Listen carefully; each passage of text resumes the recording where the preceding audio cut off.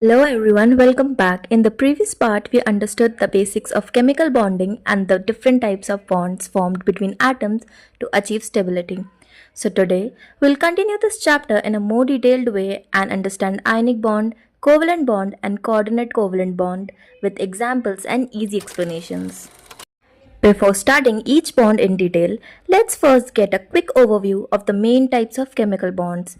There are mainly three types of chemical bonds.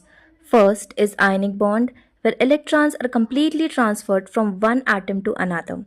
Second is covalent bond, where atoms share electrons to achieve stability. And the third is coordinate bond, where the shared pair of electrons is donated by only the atom. These three bonding concepts are extremely important because they help us understand how different compounds are formed in chemistry. Let's start with the first and one of the most important bond types, that is ionic bond. Ionic bond is formed by complete transfer of electrons from one atom to another. It generally occurs between a metal and a non-metal. Here, sodium loses one electron and becomes positively charged, while chlorine gains that electron and becomes negatively charged. Due to electrostatic attraction between opposite charges, they form an ionic compound called NaCl. Now, let's move to another very important bond type, that is covalent bond. Unlike ionic bond, covalent bond is formed by sharing of electrons between atoms.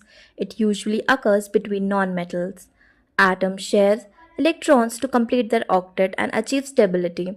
Depending on the number of shared electron pairs, covalent bonds can be single, double, or triple bonds.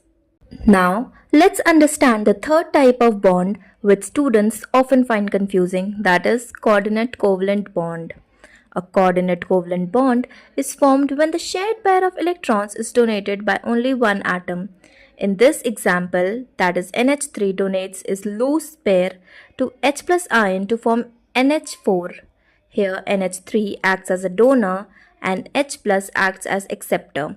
This bond is represented using an arrow showing donation of electrons.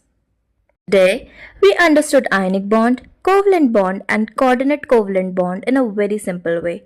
Practice these concepts regularly because they form the base of many NEET questions.